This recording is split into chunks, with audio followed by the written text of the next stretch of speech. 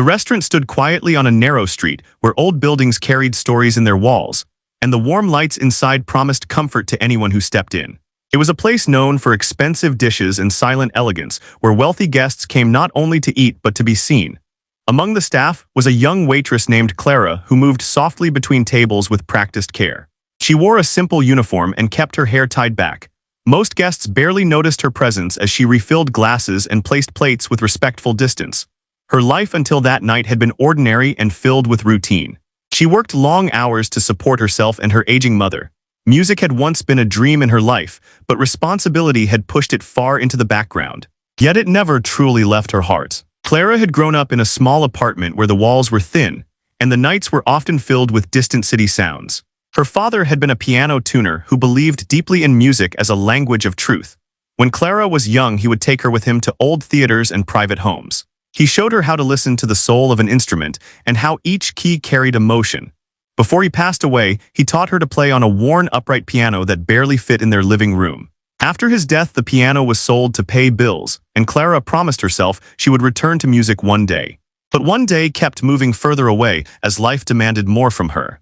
On the evening that would later be remembered by many, the restaurant was hosting a private gathering of influential guests. Investors and patrons of the arts filled the tables. Their voices were low and confident. The air carried the scent of polished wood and fine food. Clara noticed the grand piano placed near the far wall. It was usually only for decoration. The regular pianist had fallen ill that evening, and the manager had decided to leave the piano untouched rather than hire a replacement at short notice. Clara felt a quiet pull toward it each time she passed by. Memories stirred inside her with every glance. As she served one table of particularly wealthy guests, she overheard a conversation about talent and privilege. One man spoke casually about how true skill was rare and usually born into the right families. His tone was not cruel but dismissive. Another guest laughed and agreed. Clara felt something tighten in her chest. She did not intend to speak, but the words escaped her gently yet firmly. She said that talent could live in unexpected places and that sometimes it simply waited for a chance. The table fell silent. Eyes turned toward her with surprise. The man raised an eyebrow and asked her what made her so sure. Clara felt her hands tremble, but her voice stayed calm. She said that she believed music belonged to anyone who listened deeply enough. There was no challenge in her tone, only honesty. The guests exchanged amused glances. One woman smiled kindly while another man leaned back and asked if Clara played herself.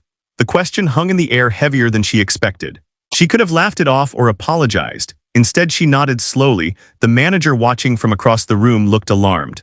This was not the kind of conversation staff were meant to have. The wealthy man who had first spoken gestured toward the piano and jokingly suggested she prove her point. There was laughter around the table, but also curiosity. Clara felt the room grow distant, as if the sounds around her faded. Her mind raced through fear and longing. She thought of her father and the promise she had made to herself. She also thought of losing her job. After a brief pause, she asked for permission from the manager with her eyes. He hesitated, then gave a small, reluctant nod. Perhaps he sensed that something unusual was unfolding. Clara walked toward the piano with slow, measured steps.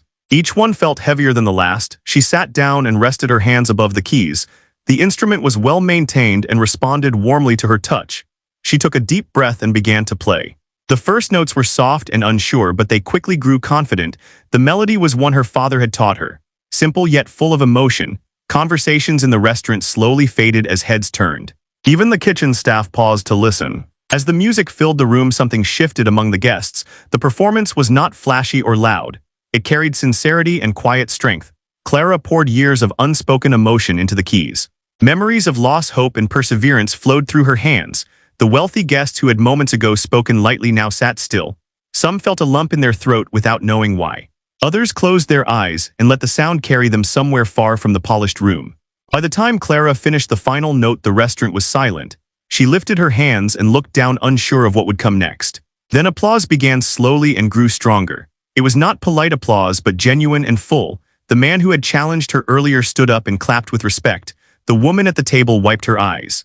The manager watched in disbelief. Clara stood and bowed her head slightly, feeling both exposed and alive. That night marked the beginning of a change Clara could not yet understand. She returned to her duties with a different weight on her shoulders. Something had been seen and something had been acknowledged. The guests continued their evening, but the atmosphere had shifted. Whispers followed her as she passed tables. Some asked her name. Others smiled warmly. Clara felt hope stir again, not as a distant dream but as a living presence. She did not know where it would lead, but she knew that this night would stay with her forever. The morning after the unexpected performance arrived quietly for Clara, yet inside her thoughts were loud and restless. She woke before her alarm and lay still, staring at the ceiling as memories from the night before replayed again and again. The sound of applause still echoed in her mind, and with it a strange mix of joy and fear. She wondered if she had crossed a line that could not be uncrossed, or if she had finally stepped toward something she had avoided for years. As she prepared for work, her hands shook slightly while tying her hair back, and she felt as if the world had tilted just enough to make everything feel unfamiliar. When Clara arrived at the restaurant, the atmosphere felt different. The usual quiet professionalism carried a soft undercurrent of curiosity. A few coworkers greeted her with knowing smiles, while others looked at her with open surprise. Word of the performance had spread quickly among the staff, and even those who had not been present felt the impact through whispers and retold details. The manager called her into his office before her shift began. His expression was serious but not angry. He asked her to sit and for a moment simply studied her as if trying to understand who she really was. He spoke carefully, explaining that what happened the night before was highly unusual and against standard protocol. Clara listened without interrupting and prepared herself for the possibility of losing her job. When he paused, she apologized sincerely and said she understood whatever decision he made. Instead of responding with discipline, he surprised her by saying that several guests had already called the restaurant that morning asking about the waitress who played the piano. Some praised the performance, and others asked if she would play again. The manager admitted that while rules existed for a reason, the response could not be ignored. Clara felt a wave of relief mixed with disbelief. She nodded quietly as he continued. He said the restaurant had built its reputation on excellence and authenticity, and that her performance had added something rare to the atmosphere.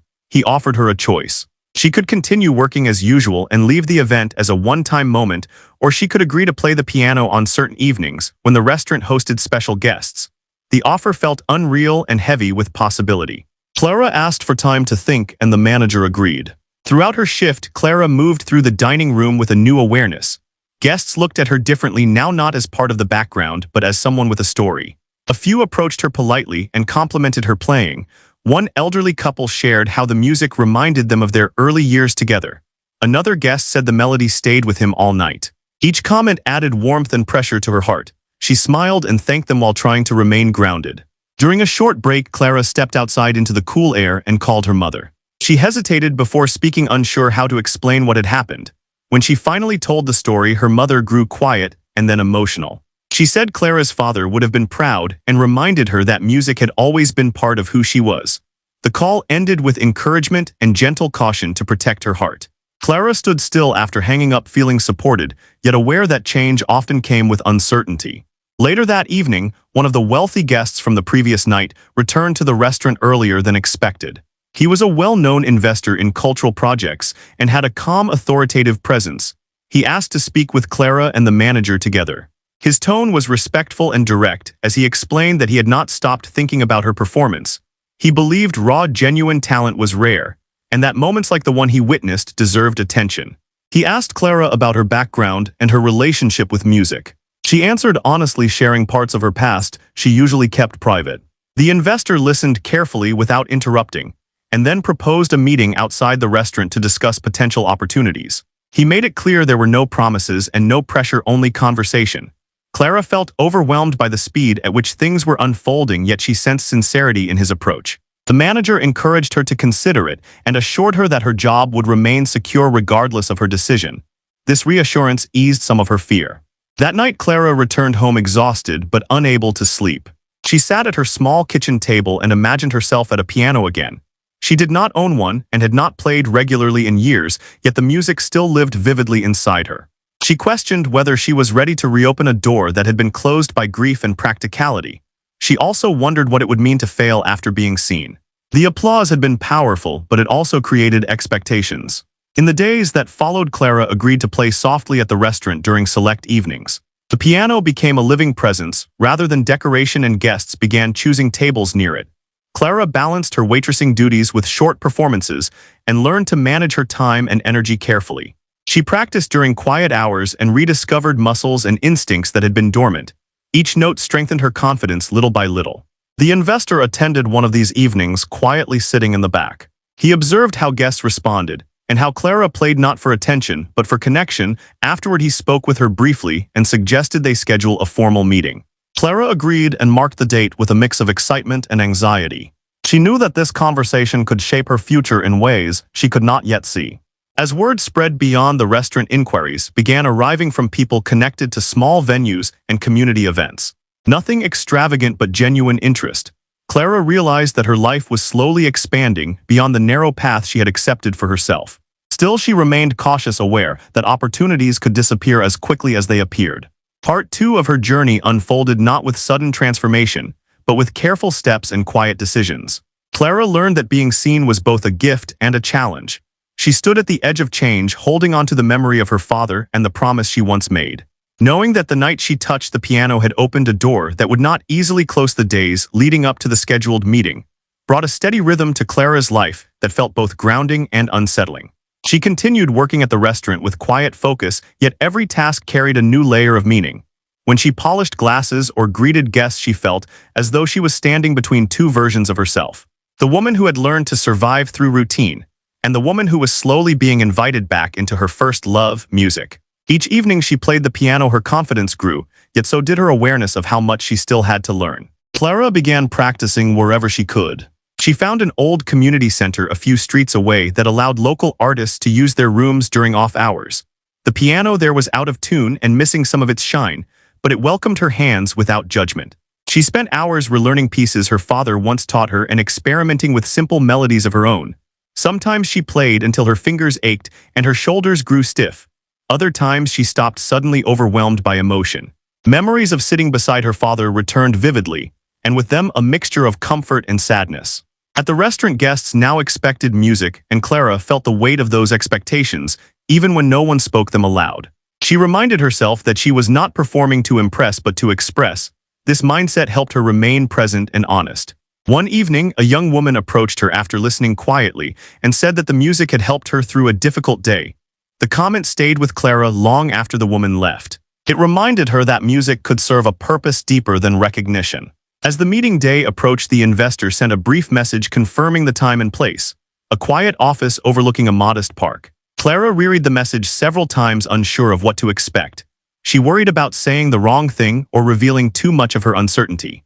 Her mother encouraged her to simply be herself and trust the sincerity that had brought her this far. These words offered comfort, though the fear did not fully leave.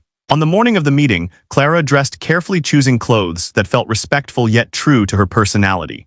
She arrived early and waited on a bench outside the building, watching people pass by. Each face reminded her that everyone carried untold stories and hidden dreams. When she was invited inside, the space felt calm and unpretentious. The investor greeted her warmly and offered tea before sitting across from her. The conversation unfolded slowly and thoughtfully. He asked about her musical influences, her training, and her goals. Clara answered honestly, admitting that her formal education had ended early, but her dedication had never faded. She spoke of her father and the way music had shaped her understanding of emotion and discipline. The investor listened with genuine interest and asked careful questions that encouraged reflection rather than performance. He then explained his vision of supporting emerging artists who came from unconventional backgrounds, not to mold them into something marketable, but to give them resources and space to grow. He proposed funding private lessons, access to quality instruments, and opportunities to perform in small, curated settings. He emphasized that there would be no pressure to abandon her job immediately, and that any decision would be made gradually. This approach eased Clara's anxiety and allowed hope to take root without fear of being rushed. Clara left the meeting feeling lighter yet thoughtful. The offer was generous and respectful, but it also required courage to accept. She spent the afternoon walking through familiar streets, noticing how the city felt slightly changed, as if it were responding to her inner shift. She thought about stability and risk, and how both had shaped her life in different ways. That evening she returned to the restaurant and played with renewed tenderness. The music carried gratitude, uncertainty, and quiet determination.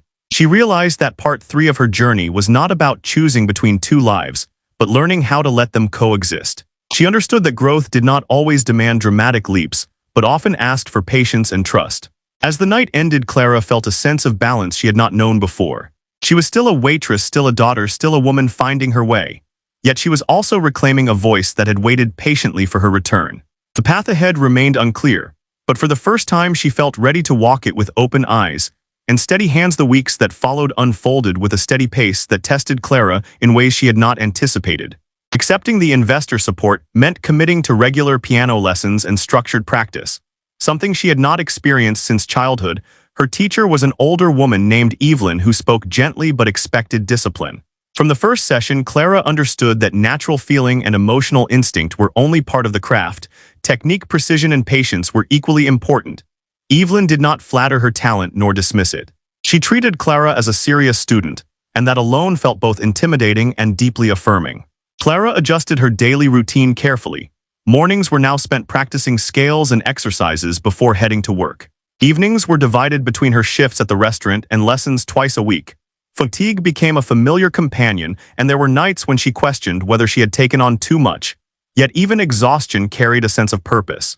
Her fingers slowly grew stronger and more controlled, and she learned to correct habits she had developed on her own over the years. At the restaurant, the dynamic continued to evolve. Some coworkers were supportive and proud, while others grew distant, unsure how to relate to someone whose role was changing. Clara remained humble and helpful, determined not to let attention alter her character.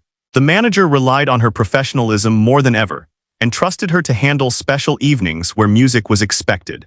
This responsibility strengthened her confidence and taught her how to perform consistently under quiet pressure. One evening, after a particularly demanding lesson, Clara felt overwhelmed by self-doubt. Evelyn had pointed out flaws that were necessary to address but painful to hear.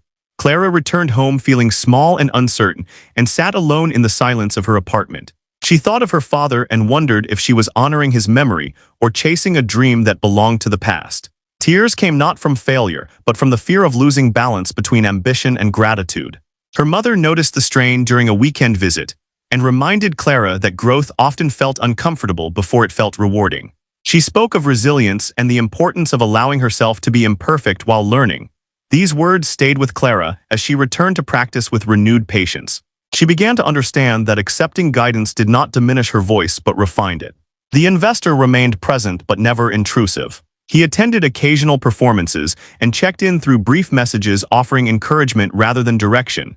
This respectful distance allowed Clara to feel ownership of her progress. She began performing at small private gatherings arranged through connections the investor provided.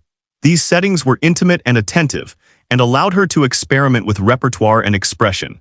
Each performance taught her something new about communication and presence. As her confidence grew, Clara noticed a shift within herself that extended beyond music. She spoke more openly, expressed her thoughts without apology, and trusted her instincts in daily interactions.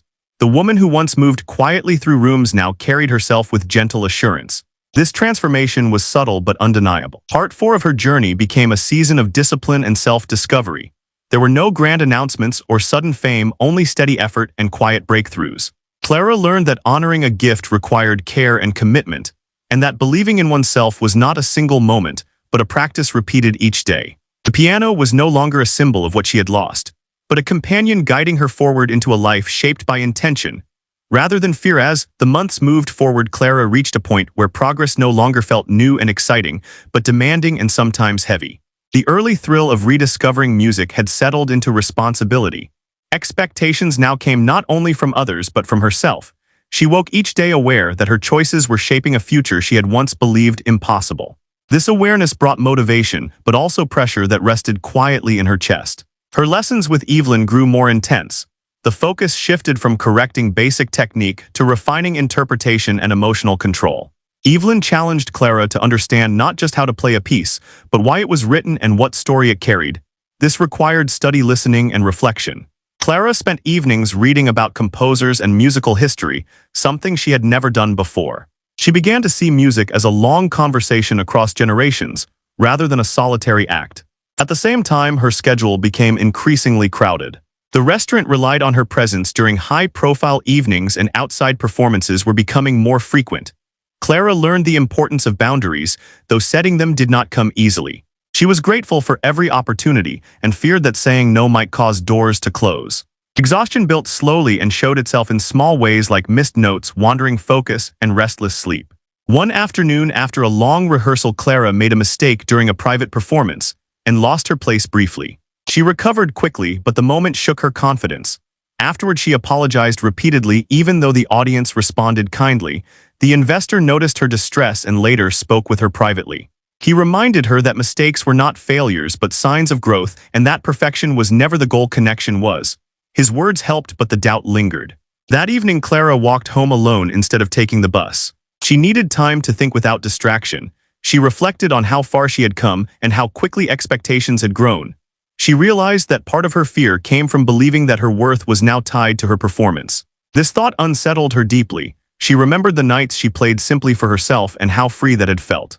The next day, she arrived early at the community center and played without an audience. No planned pieces, no structure, only sound guided by feeling. She allowed herself to stop and start and explore without judgment. This quiet session restored something essential inside her. She understood then that maintaining a relationship with music that belonged only to her was necessary for balance. As her confidence slowly returned, Clara made a difficult decision to reduce her hours at the restaurant. The manager was understanding, though surprised. This change affected her income but gave her space to rest and practice more intentionally. Her mother supported the choice and helped her plan carefully to manage expenses. This practical step made the future feel more real and more fragile at the same time. With more focused time, Clara began preparing for a small. The days before the recital moved slowly yet felt heavy with anticipation for Clara. Each morning began with focused practice and quiet reflection. She played through her pieces again and again, not to perfect them but to understand how they lived inside her. Evelyn encouraged her to trust the preparation she had done, and to let go of controlling every moment. This advice was difficult to accept, but Clara tried to listen. She learned that confidence was not about certainty but about presence. The cultural hall was modest and warm with wooden floors and simple lighting. When Clara visited it for the first time, she stood alone on the stage and imagined the sound filling the room. She pictured her father sitting somewhere unseen and felt both comfort and pressure. The space did not feel intimidating, but it felt honest, and that mattered to her. She wanted the performance to be truthful rather than impressive. On the day of the recital, Clara woke early with a calm that surprised her. Anxiety still existed, but it no longer ruled her thoughts. She prepared slowly, ate lightly, and dressed with care. Her mother accompanied her to the hall and waited quietly in the audience area, offering silent support. The investor greeted Clara with a reassuring smile and reminded her that this moment was hers alone. As guests arrived, Clara waited backstage, listening to the murmur of voices and the shifting of chairs. She breathed deeply and centered herself by remembering why she began this journey. Not for approval or recognition, but to reconnect with a part of herself that had been waiting patiently. When her name was announced, she walked onto the stage with steady steps and sat at the piano. The first notes flowed gently and naturally. Clara focused on the feeling of the keys beneath her fingers and allowed the music to guide her rather than force it. The audience grew quiet and attentive. Each piece carried its own mood and memory, and Clara moved between them with growing ease. When she reached the piece connected to her father, she paused briefly, then continued with softened strength. The melody carried gratitude, love, and release. As the final notes faded, the room remained silent for a moment that felt full rather than empty. Then applause rose warmly and steadily. Clara stood and bowed, feeling a deep sense of completion, not triumph but peace. She knew she had given something genuine, and that was enough. After the recital, people approached her with thoughtful words and sincere emotion. Some spoke of memories the music had stirred, while others simply thanked her for the experience. Clara listened with humility and appreciation, but did not let the praise define her. Later, Evelyn embraced her briefly and said she had grown not only as a pianist but as an artist. That evening, Clara returned home feeling grounded and reflective. She understood that this performance did not mark an ending but a turning point. It showed her that she could step into the light without losing herself. Part 6 of her journey became about integration, bringing together discipline, emotion, memory, and choice into a life that felt aligned. She went to sleep that night knowing she was no longer waiting for permission to be who she was meant to become. The period after the recital unfolded with a quiet steadiness that surprised Clara. There was no sudden rush of fame or overwhelming attention. Instead, there was a deeper sense of recognition that came from within. She returned to her daily routines with a new awareness of herself and her boundaries. Music no longer felt like a fragile opportunity that could disappear at any moment, but like a steady presence woven into her life. Invitations began to arrive slowly and thoughtfully. Small concert series, community events, and collaborations with other local musicians who had heard about her performance through word of mouth. Clara chose carefully which ones to accept, guided by a desire to grow rather than impress. She she learned to listen to her instincts and to say no when something did not feel right. This skill was difficult but empowering. Her relationship with Evelyn evolved into one of mutual respect and deeper trust. Lessons became conversations about interpretation, storytelling, and emotional honesty. They discussed the responsibility of being an artist and the importance of remaining grounded. Clara realized that mentorship was not about being guided forever, but about being taught how to guide oneself. At the restaurant, Clara worked fewer hours now, but remained connected to the place where everything had begun.